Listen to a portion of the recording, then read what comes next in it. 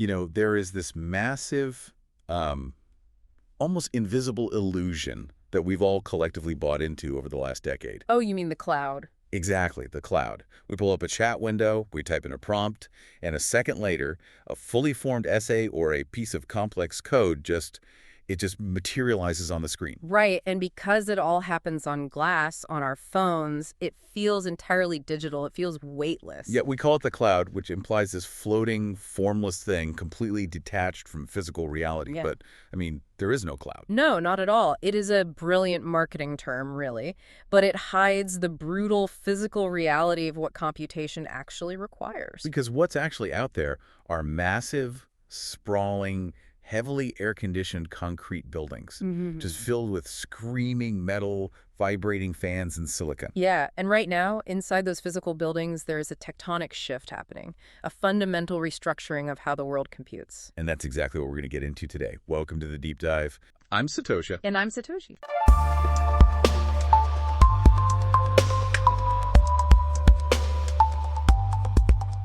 Our goal here is not to just, rush through the latest tech headlines. Right, if you are listening to this, you probably already follow the industry. You know the baseline stuff. Exactly. So instead, we are setting a very slow, deliberate pace right from the start. We really want to unpack the mechanics of this shift. We want genuine understanding of the physical reality beneath the software layer. Because looking at that physical layer is vital right now. If you only pay attention to the software, the new foundation models, the UI updates, you are really only watching the weather on the surface of the ocean. Right, but the hardware, the physical infrastructure underneath, that's where the actual tectonic plates are moving. And the friction from those plates is about to trigger a massive tsunami in the market. So the core theme of the research we are exploring today is beautifully simple, honestly. It's just history repeats itself. It really does. It's uncanny. Yeah. And by the end of this deep dive, you, the listener, are going to discover two key things. First, how the evolution of Bitcoin mining perfectly predicts the future of commercial AI infrastructure. Right. We are talking about the inevitable life cycle of hardware when a technology finally reaches commercial maturity. Exactly. And second, we're going to pinpoint the exact tipping point where AI stopped being an experiment in a laboratory and officially became an industrial factory. And we have a mind-boggling multi-gigawatt power deal to look at that proves this era has arrived. Yeah, that deal is crazy. But why should you care about any of this? Because understanding this hardware shift is basically the ultimate cheat code to understanding where AI is heading next. Right. It tells you who holds the real leverage. It's the difference between just investing in the software layer and actually owning the physical factories that produce the intelligence. Well said. Now, before we jump in, a quick pacing note. Yeah, let me just step in here. We are going to be talking about things like semiconductor architecture and optical networking topologies. Which sounds intense. It does. They are dense concepts, but we are going to break them down by looking at the physical constraints, the heat, the speed of light, the actual flow of data. And if the concepts get layered, we will pause, pull back, and make sure the foundational logic makes sense before we stack more on top. Exactly, step by step. So let's start with the absolute foundation. Let's get physical. The research outlines a definitive transition from standard general-purpose computing to what it calls accelerated computing. Right. Now, we all know standard computing architecture, right? We know the CPU, the central processing unit, is incredibly fast at handling sequential instructions. One after the other. Yeah. But the underlying issue, the whole reason we had to move to accelerated computing in the first place, is rooted in the literal laws of physics. Precisely. Because for decades, the industry operated under this paradigm where if you wanted a computer to be faster, you just made the CPU clock speed higher, or you shrank the transistors to fit more of them on a chip. Just cram more in there. Right, but we ran headfirst into thermal limits. You can only push electrons through silicon so fast before the chip literally melts. And right around the time we hit that physical limit of sequential speed, the actual nature of our mathematical problems started changing. How so? Well, we stopped needing to solve single complex problems one after another, and we started needing to solve millions of tiny, very simple problems at the exact same time. Okay, so that's where we introduce the accelerator. We take those massively data-intensive tasks, the heavy lifting, and we shift them completely off the CPU onto a separate physical device. Exactly. The CPU is left just to manage the control functionality. It basically sits back with a clipboard and directs traffic. And that separation of church and state, so to speak, is what we call massive parallelization. Massive parallelization, yes. So to visualize this, let's move away from the abstract for a second. The research uses this great analogy. A CPU is like a high-speed courier on a motorcycle. I love this analogy. Right. This courier is incredibly agile. They can navigate anywhere in a sprawling city, take any detour, and deliver a very important complex package incredibly fast. But they're only handling one package at a time. Exactly. The accelerator, on the other hand, is a massive, lumbering cargo ship. Right. It doesn't move nimbly like the motorcycle. It can't take detours.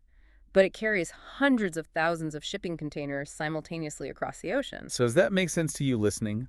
One fast guy on a bike versus a giant boat moving a whole city's worth of goods at the exact same time. That is the perfect visualization of parallelization.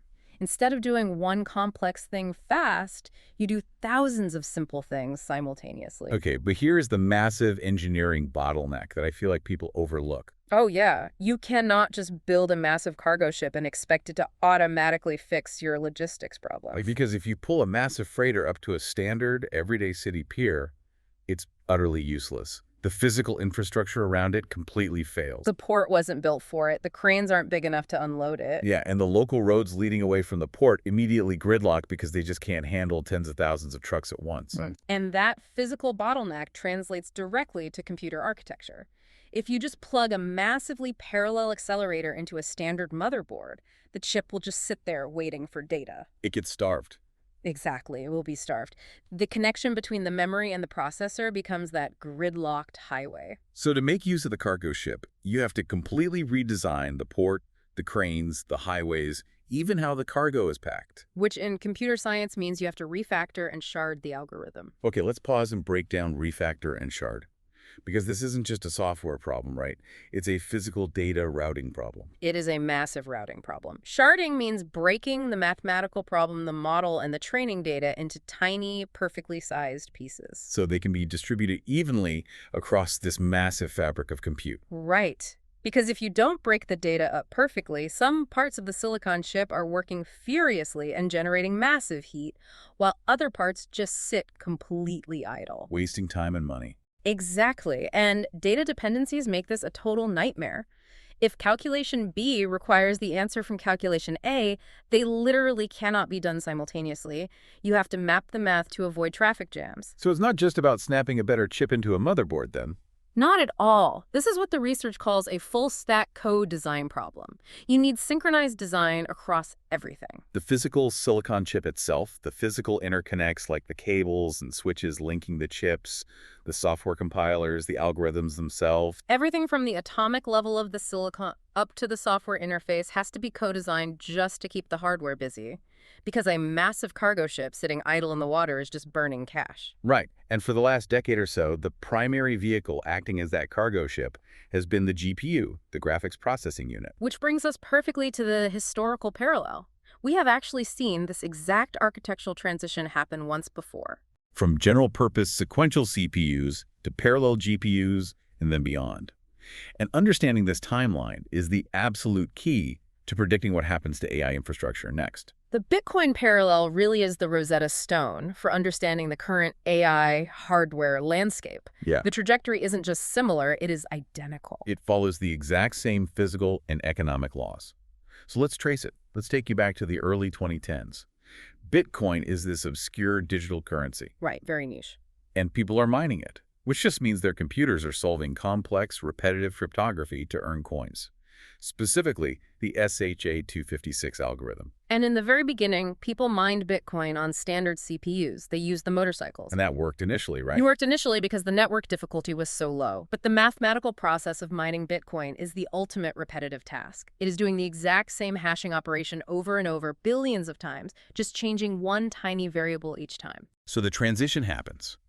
Someone out there realizes that rendering a video game requires calculating millions of individual pixels on a screen simultaneously. Which is parallel math. Exactly. So they take the chips designed for video games, the GPUs, and they apply them to Bitcoin. They brought in the cargo ships. And the GPU's massively parallel architecture turned out to be incredibly well suited for that repetitive cryptographic math. The entire mining industry shifted almost overnight. CPUs became obsolete for mining. Completely. GPUs became the new gold standard. But the evolution didn't stop at the GPU. And this is the crux of the whole argument we're making today.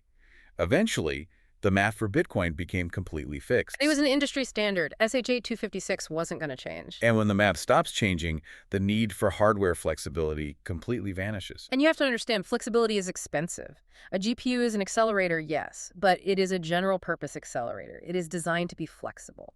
It can mine Bitcoin, but it can also render a 3D environment or simulate fluid dynamics or process a video file. Right, but to maintain that flexibility, the GPU physically requires extra instruction decoders, massive branch predictors, complex control logic. All of those components take up physical space on the silicon die. And more importantly, they draw continuous electrical power. Exactly. If the GPU is a cargo ship, it is a Swiss Army cargo ship.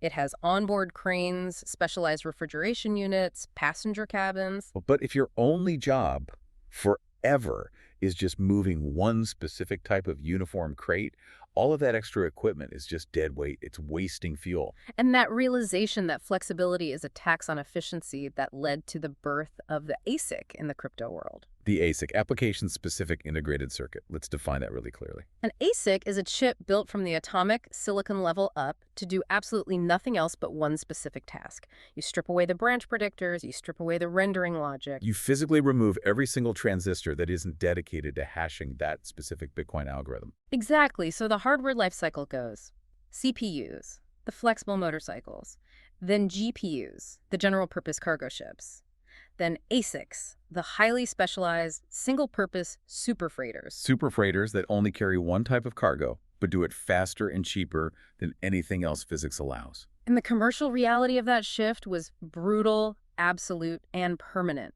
The moment ASICs hit the market, GPUs became financially unviable for Bitcoin mining. Because the power costs of running a GPU just exceeded the value of the Bitcoin it could mine. Exactly. So just to make sure I'm wrapping my head around this timeline, general-purpose hardware is fantastic for the discovery phase. You need flexibility when the rules are still being written. Yes, absolutely. But the moment the math is standardized and the operation scales to an industrial level, specialized hardware becomes an absolute economic mandate. That's a perfect summary. And just as no one on Earth uses GPUs for Bitcoin mining today, we can safely say that commercial AI is about to undergo the exact same transition. The leap from the discovery lab to the industrial factory. It's just a massive shift in how information is processed and delivered at scale. Huge. And, speaking of how information is accessed and delivered, I want to take a brief moment to look at how you, the listener, access the very research we are breaking down right now. Right, because if you want to verify these historical hardware parallels, you really need to read the white papers. Exactly. And you can find them all on our research website, linked in the description. What's fascinating about the site is the infrastructure philosophy behind it. It really is built entirely around a pure reading experience. Yeah, it's the internet the way it was originally supposed to be. When you visit the site to read the research, there are no trackers following your cursor. There are no cookie banners to dismiss. There is absolutely no login required. You don't have to surrender your email address just to read a document. You just click the link and you are immediately reading. But the technological shift underneath the site is really what makes it powerful. We have upgraded the infrastructure so that the Deep Dive website is now a progressive web app, or a PWA. And let's break down what a PWA actually means for the user experience. Yeah, what does that look like? It means the website behaves entirely like a native installed application, but without the friction of going through an app store. You can install it directly from your web browser with literally one click. So it places an icon right on your PC desktop or your tablet or your smartphone home screen. Exactly. And the most crucial feature of this architecture is that you can download the research for offline reading. Which is huge. It really is. You can open the app, sync the latest research on AI hardware pipelines, and then take it entirely offline. You can read it on the beach. You can read it on a 6-hour flight. You are completely untethered from paying for overpriced, throttled hotel Wi-Fi. And you aren't burning through your mobile data cap just to load some text. It's all about giving you uninterrupted, focused access to the knowledge wherever you happen to be physically located. So click the link in the description, install the app, and take the research with you. I highly recommend it. All right, let's return to the physical infrastructure of AI. We trace the Bitcoin parallel. CPU to GPU to ASIC. And the research claims AI is entering its own ASIC-ification phase right now. Yes. But AI feels incredibly broad, right? It writes code, it generates photorealistic video, it composes music. How do you build a single-purpose ASIC for something that seemingly does everything? That is the core paradox. The output of AI is infinitely varied, yes, but the underlying mechanics, what the computer is actually doing at the silicon level, have become shockingly standardized. Okay. The industry has finally settled on what we call the math of AI. The math of AI. Yes. Specifically, the vast majority of modern AI, the large language models, the image generators, all the systems we use every day, they are built on something called the transformer architecture. And regardless of what the transformer is generating, the mechanical work it requires is remarkably consistent. It is performing incredibly dense, highly repetitive matrix multiplication. Just billions and billions of multiplication and addition operations. Exactly. It's just doing the math. So, just like the SHA-256 algorithm became the fixed target for Bitcoin, dense matrix multiplication inside a transformer network has become the fixed mathematical target for AI. Precisely. We now know exactly what math needs to be done at an industrial volume. And once you know exactly what math you need to do, the flexibility of a general-purpose GPU suddenly transforms from an incredible asset into a physical and economic liability. Wait, let me push back on that a bit, Mm-hmm. because the narrative out there is that NVIDIA GPUs are basically the most valuable objects on Earth right now. They are highly sought after, yes. They are incredibly powerful. They trained all the frontier models we are all amazed by. Why would they suddenly be a costly liability? It comes down to performance per watt, which is driven by physical chip layout. Think back to the GPU as the Swiss Army cargo ship. Right. The GPU has massive memory bandwidth, sure, but it also has physical hardware dedicated to rendering graphics, shading polygons, handling varied data types. Because it's still a graphics processing unit. Exactly. Now, if you are building an industrial AI factory and all you were going to do is run transformer matrix multiplications 24/7, every single transistor on that GPU dedicated to graphics is wasted space. And worse than that, electricity is constantly flowing through those dormant areas, right? Yeah. Creating heat and wasting power. Exactly. Enter the AI ASIC. Enter the TPU, Google's tensor processing unit. Right. The TPU is an ASIC designed from the atomic level up specifically for the math of AI. It completely strips out all that graphics logic. So it's the super freighter. Yes. But more importantly, it changes how the math is actually done using something called a systolic array. Okay, let's unpack a systolic array without getting bogged down in equations. What is it physically doing differently than a GPU? Okay, so in a traditional GPU architecture, to do a calculation, the processor has to reach into the memory, fetch a number, bring it to the calculator, do the math, and then send the answer back to memory over and over. Fetch, calculate, return. Fetch, calculate, return. Yes. And that travel time, reaching back and forth to memory, creates a massive traffic jam. We call it the von Neumann bottleneck. It's like a worker on an assembly line having to walk all the way to the warehouse to grab a single bolt, walk back to the line, attach the bolt, and then walk all the way back to the warehouse for the next one. That is exactly it. It's terribly inefficient. A systolic array changes the physical layout entirely. It is a dense grid of calculators. Okay. The data flows into the top of the grid, and the numbers are passed physically from one calculator to the next, cascading through the chip like water through a tiered fountain. Oh, wow. The math happens continuously as the data flows through the physical silicon without ever having to go back to the warehouse to fetch memory. So it turns the math into an actual physical assembly line on the chip. And what is the actual result of that physical optimization? Like, what are the numbers? The research shows that TPUs achieve 2 to 3 times better energy efficiency compared to general-purpose GPUs for these specific matrix workloads. 2 to 3 times better energy efficiency. I mean, if you're listening to this on a smartphone, a 3x battery improvement sounds nice. But we need to look at this at an industrial scale, right? Oh, absolutely right. We aren't talking about a phone battery. We are talking about total cost of ownership, or TCO, for massive data centers that consume as much power as a mid-sized city. Right. When your monthly power bill is measured in the hundreds of millions of dollars, a 3x improvement in efficiency fundamentally alters the unit economics of intelligence. It's literally the difference between running a profitable AI factory and burning venture capital until you go bankrupt. Exactly. But, and this is a big but, moving away from flexible GPUs to rigid ASICs introduces a massive financial risk. The paperweight dilemma. Yes, the research calls it the paperweight dilemma. This is such a fascinating economic concept. So if you are a well-funded AI startup today, and you spend, say, $500 million buying NVIDIA GPUs, you have purchased an incredibly flexible, liquid asset. Very liquid. If your AI models fail, or if you run out of funding or the market crashes, you can rip those GPUs out of the servers and sell them on the secondary market. Right. Gamers will buy them. Video editing houses will buy them. Scientific research labs running protein folding will buy them.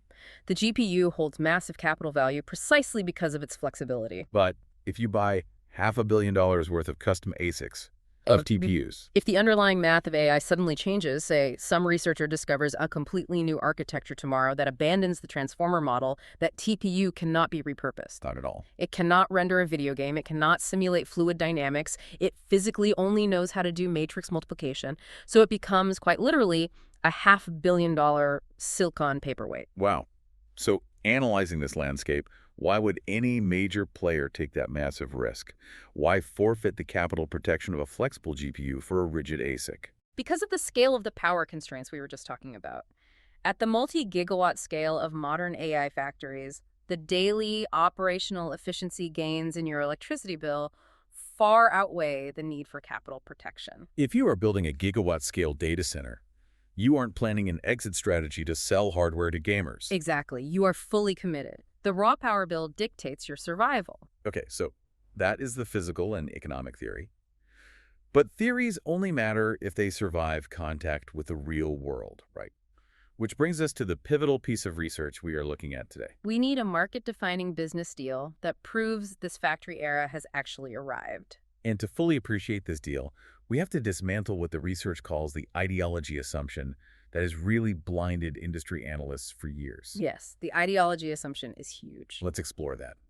For a long time, the wider tech industry viewed anyone using Google's TPUs as making a political statement, not a technical one. Right. For example, recently, Apple announced they used Google TPUs to train their Apple intelligence models. And the immediate reaction from analysts was completely dismissive. They assumed it was just Apple playing corporate politics, a sort of no NVIDIA strategy. Exactly. The narrative was that Apple just wanted to avoid paying NVIDIA's massive profit margins and refused to get locked into NVIDIA's proprietary software ecosystem. So analysts assumed Apple was choosing a technically inferior product just to spite a rival. It was viewed as a walled garden defense mechanism rather than a real endorsement of ASIC architecture. But then the research points to a massive structural earthquake. Anthropic. Anthropic shatters the ideology assumption entirely. Let's lay out the specifics of this deal.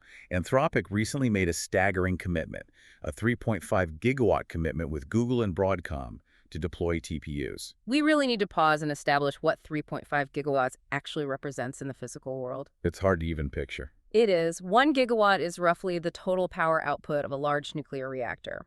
It is enough energy to power a medium-sized metropolitan city. So Anthropic is securing the equivalent of 3.5 nuclear reactors purely to power specialized TPU silicon. The logistics of that are terrifying.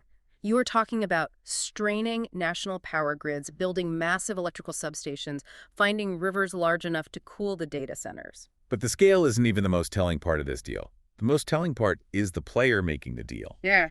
Let's analyze Anthropic. They are not Apple. Not at all. Apple makes physical consumer hardware phones, laptops. They have a massive custom silicon division. They have every strategic reason in the world to avoid empowering NVIDIA. Right. But Anthropic has absolutely none of that baggage. Anthropic is a pure-play frontier AI lab.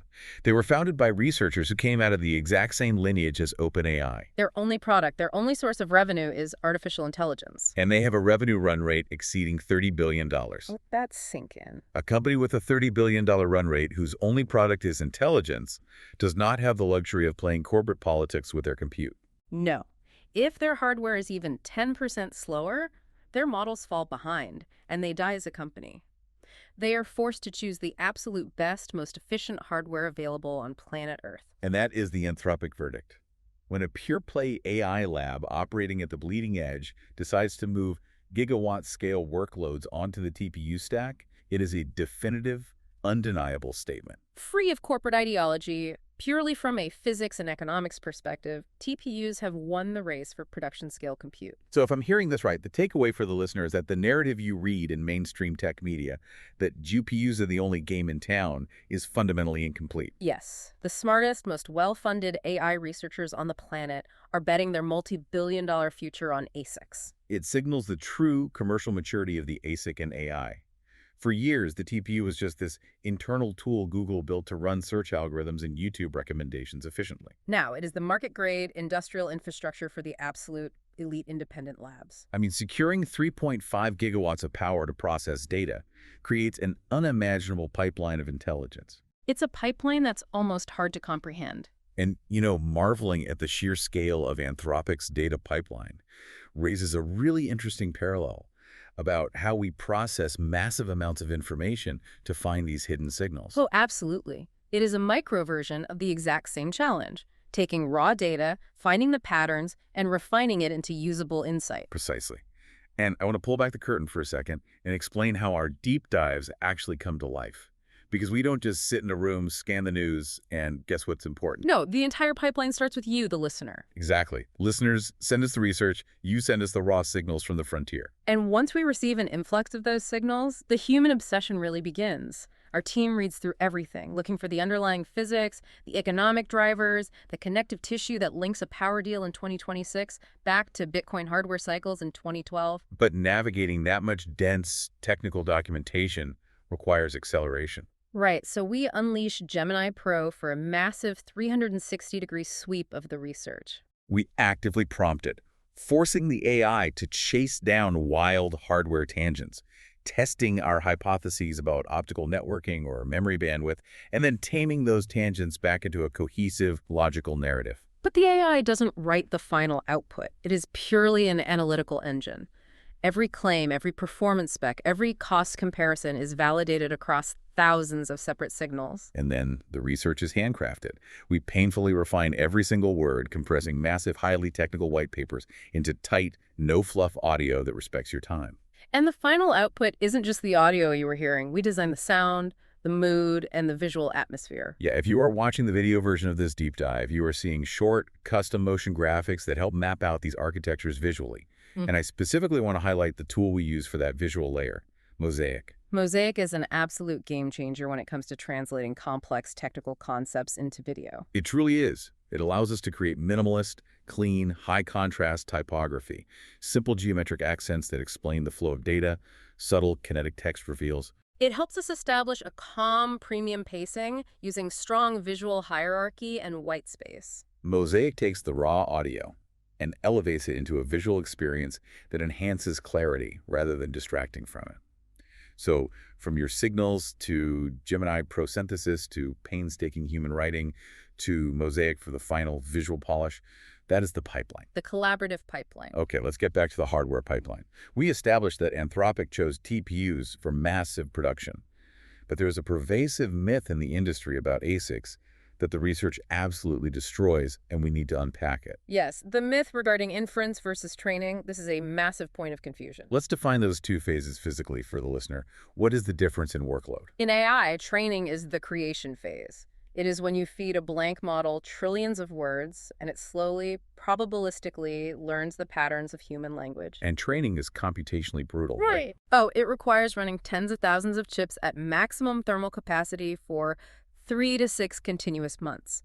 It is chaotic, it requires constant communication between chips, and it generates massive heat. It's the grueling sprint of creation. Exactly. Inference, on the other hand, is the deployment phase. The model is already trained and locked.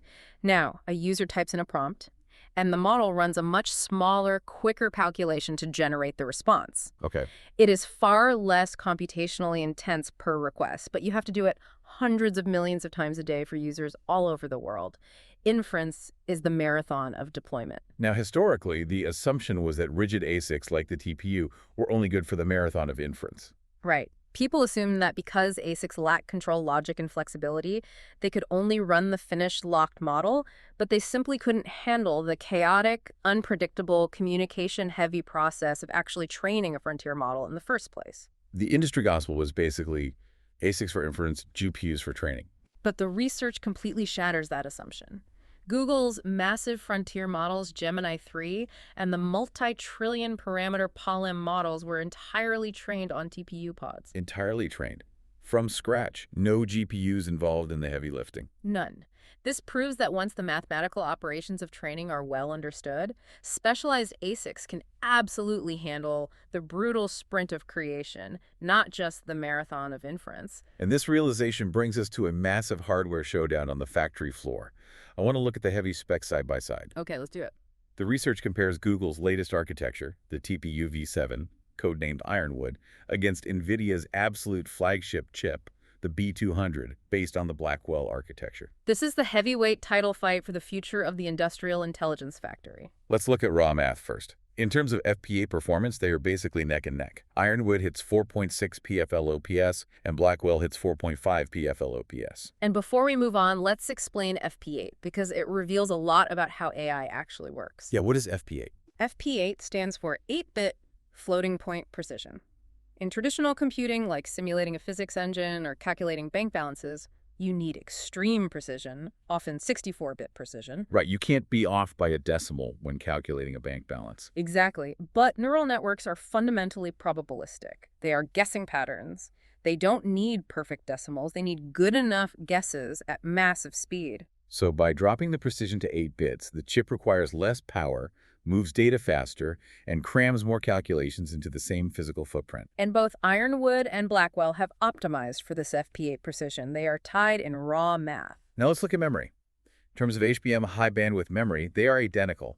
Both have 192 gigabytes. And HBM is critical here. Remember the von Neumann bottleneck, the traffic jam between the processor and the memory? Yep, the guy walking to the warehouse. You can't just plug standard RAM into these chips. HBM literally stacks the memory chips vertically, right on top of each other, and places them intimately close to the processor on the same silicon interposer. They drill microscopic holes, called through-silicon vias, vertically through the chips to pass data at unimaginable speeds, basically preventing the massive cargo ship from starving for data. Exactly. So on a single chip basis, looking purely at raw FP8 math and HBM memory bandwidth, it is practically a dead tie. Okay, here comes my pushback. If they are practically tied in physical specs, and NVIDIA has a massive decade-long lead in software ecosystem dominance, why does the TPU win the factory floor? Why did Anthropic choose Ironwood? Because in the industrial era, you never buy a single chip. You buy tens of thousands of them. And the deciding factor comes down to the physics of scale and the brutal reality of cost. Okay, let's talk about the physics of scale first. Google utilizes a proprietary networking technology called optical circuit switching, or OCS. Optical circuit switching. This is where we leave standard computing behind completely. Normally, you link servers together using thick copper cables, but what happens to copper at this massive scale? Copper fails. When you try to push massive amounts of data through copper cables at high frequencies, you run into this skin effect. The skin effect. Yeah, the electrons get pushed to the outside of the wire, resistance skyrockets, and the cable generates massive amounts of heat. The signal degrades. To push data over copper across a massive data center requires enormous amounts of electrical power just to force the signal through the resistance. So instead of pushing electrons through copper, Google switches to light. Exactly. Optical circuit switching uses tiny micro-electromechanical systems, MEMS mirrors. Wait, mirrors? Yes, these are microscopic physical mirrors etched into silicon that physically tilt to bounce lasers, routing data encoded in light at the speed of light with virtually zero resistance and minimal heat generation. That is sci-fi level engineering.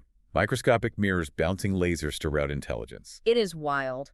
And this OCS technology allows Google to seamlessly link together 9,216 Ironwood chips into a single unified pod. 9,000 chips. And because the light travels with such low latency to the software compiler, it doesn't look like 9,000 separate computers struggling to communicate over copper.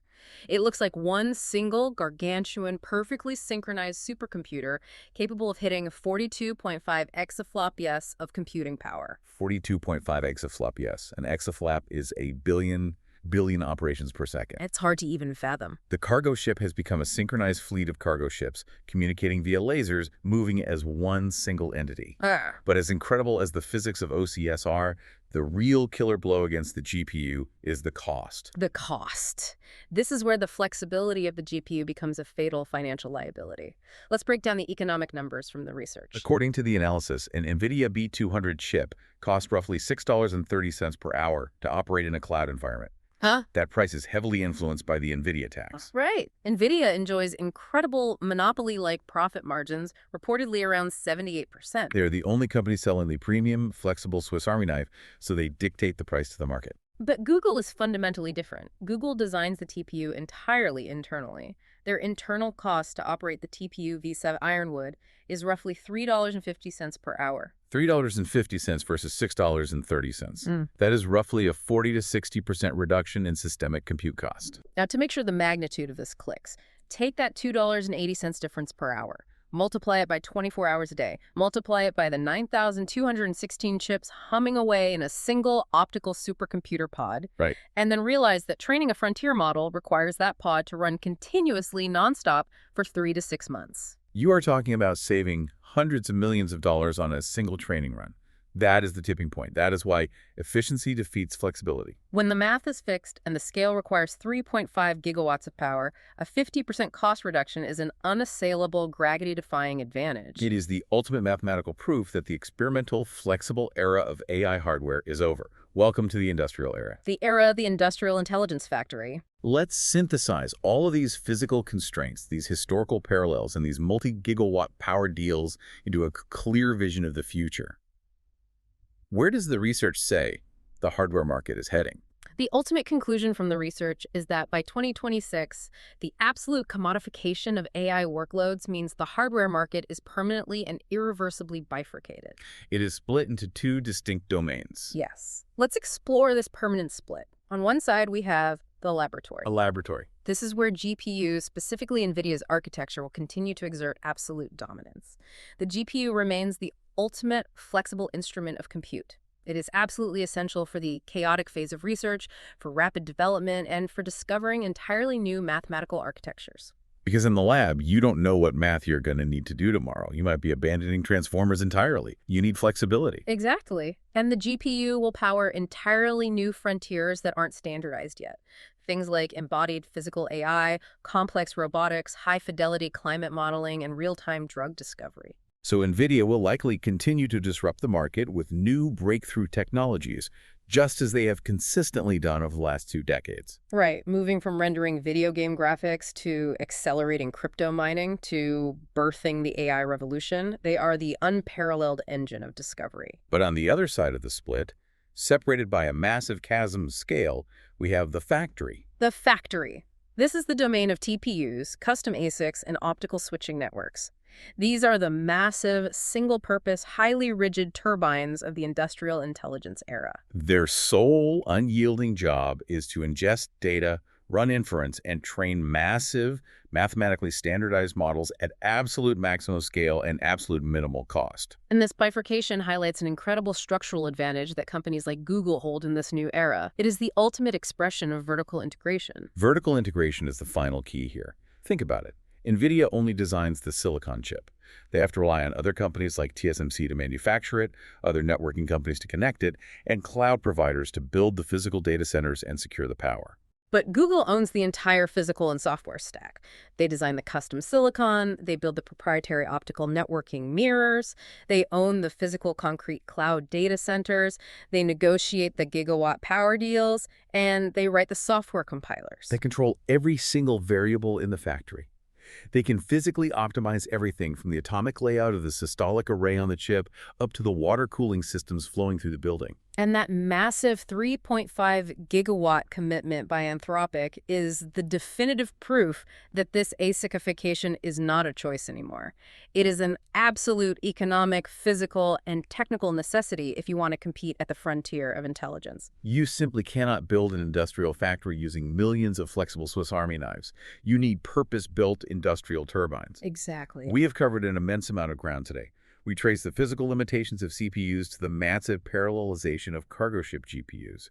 We looked at how the brutal economics of Bitcoin mining predicted the current hardware cycle. We explored the deep physical constraints of memory bottlenecks, the elegance of optical circuit switching with microscopic mirrors, and the multi-gigawatt deals that prove the factory era has arrived. Let's take a breath, zoom out, and look at the macro picture. If we connect all of this hardware analysis to the broader trajectory of human progress, it forces a profound shift in how we conceptualize intelligence itself. We are officially entering the industrial era of AI. And I want to challenge you, the listener, to think about the second-order effects of this transition. What happens to the global economy when intelligence is no longer treated as a scarce, unpredictable, magical resource, but as a highly manufactured, hyper-efficient, incredibly cheap utility? Like electricity, or like purified water flowing through municipal pipes. Exactly. When massive gigawatt-scale ASIC factories are churning out cognitive tokens at near-zero marginal cost, how did that change the fundamental value of software development? How does it change scientific research?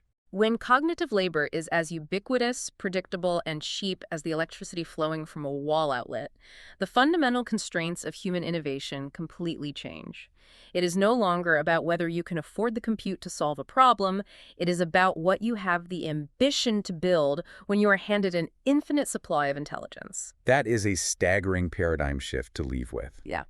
An infinite, cheap, physical supply of intelligence flowing seamlessly from highly specialized silicon factories, routed by lasers, empowering the next era of human discovery. It really is. If you found value in this deep dive, if it helped you see the heavy physical infrastructure that powers the digital magic, we warmly request that you subscribe to the show wherever you're listening right now. Whether you are on Spotify, YouTube Music, Apple Podcasts, YouTube, or decentralized value-for-value platforms like Fountain.fm, hit that subscribe button. And beyond subscribing, we invite you to actively become part of the research process. The lifeblood of this show is the signals you send us. Yes. We need your resources, your white papers, your specialized industry knowledge for future deep dives. And why do we constantly ask for your sources?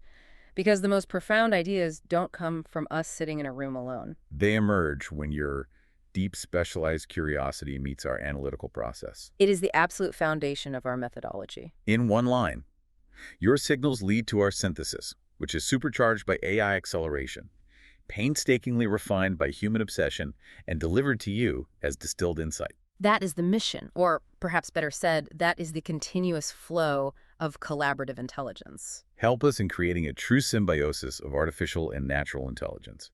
We are particularly interested in hearing from you if you have deep practical expertise in semiconductor architecture, optical networking topologies, thermal management at a gigawatt scale, or commercial machine learning deployment. If you are literally on the factory floor building these physical systems, we want to hear from you. We want your ground truth perspective to guide what we analyze next. Your insights shape where the deep dive goes next. So until next time. I am Satoshi. And I'm Satosha.